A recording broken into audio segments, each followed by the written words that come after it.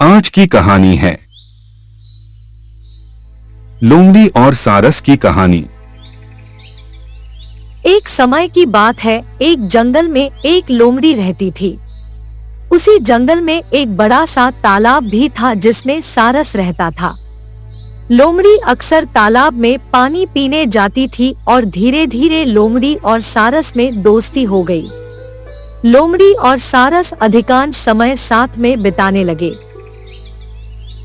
लोमड़ी बहुत चालाक थी और अपनी चतुराई से जंगल के दूसरे जानवरों को मूर्ख बना देती थी, जबकि सारस बहुत सीधा साधा था और जंगल के दूसरे जानवरों के प्रति उसका व्यवहार बहुत ही अच्छा था।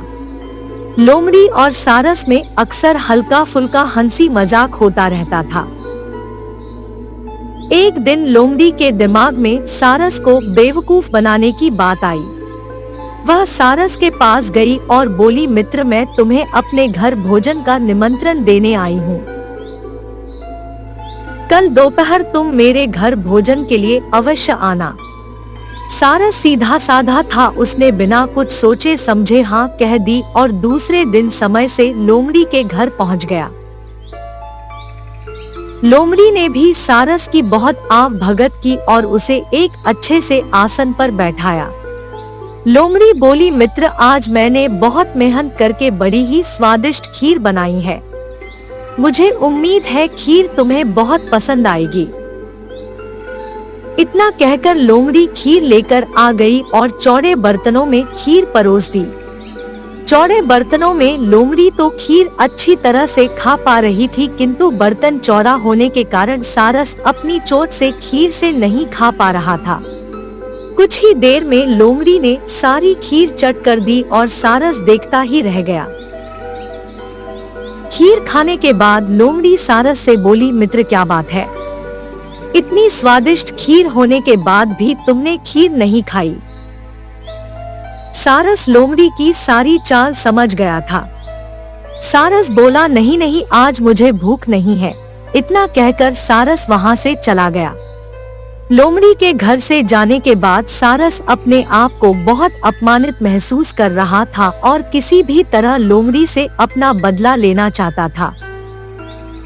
सारस दिन भर यही सोचता रहा कि किस तरह लोमड़ी से अपना बदला लूं। तभी उसे एक उपाय सूझा। वह लोमड़ी के पास गया और बोला, बहन लोमड़ी, मैं तुम्हारे यहाँ दावत खा चुका हूँ, अब मेरी बारी है। मैं भी तुम्हें अपने यहाँ भोजन का निमंत्रण देने आया हूँ। तुम्हें कल दोपहर में मेरे घर भोजन के लिए आना होगा। लोमड़ी ने झट से सारस का आमंत्रण स्वीकार कर लिया। दूसरे दिन लोमड़ी समय से सारस के घर पहुँच गई। सारस ने भी भोजन में खीर बनाई। कुछ देर बाद सारस लंबी सुराहीदार बर्तन में खीर परोस कर ले आया। पतले मुंह वाले बर्तन में सारस तो आसानी से अपनी चोट से खीर खा पा रहा था, किंतु लोमड़ी का मुंह खीर तक नहीं पहुंच पा रहा था। कुछ देर बाद सारस ने सारी खीर खत्म कर दी, किंतु लोमड़ी अभी तक बिना खीर खाए ही बैठी थी। सारस ने लोमड़ी से पूछा, बहन लोमड़ी, क्या हुआ? तुमने खीर क्यों नहीं खाई? क्या खीर अच्छी नहीं बनी है? लोमड़ी समझ गई थी कि सारस अपने अपमान का बदला ले रहा है और लोमड़ी को अपनी गलती का एहसास हुआ। लोमड़ी सारस से बोली, आज मुझे भूख नहीं है। इतना कहकर लोमड़ी वहां से चली गई। शिक्षा।